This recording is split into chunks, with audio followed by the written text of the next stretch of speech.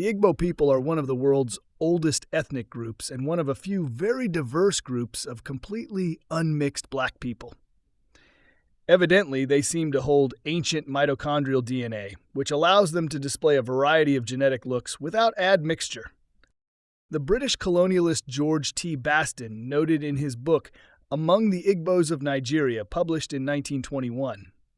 On the whole, the Igbos are of good physique and compare very favorably with other African tribes. Many Igbos are truly as black as the proverbial coal. Others are almost as light-skinned as the natives of southern Europe, while a few are distinctively reddish. The folk who stand out obstructively are the albinos.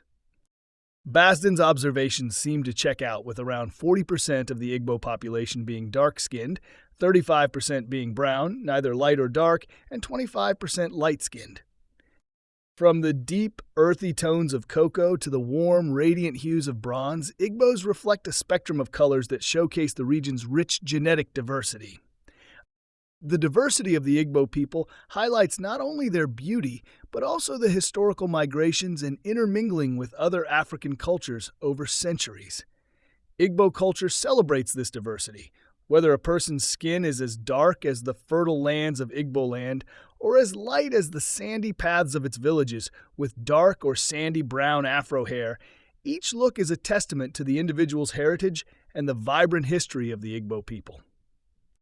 In celebrating the diversity of the Igbo, we honor the resilience and beauty of a community that has thrived through generations with pride and unity.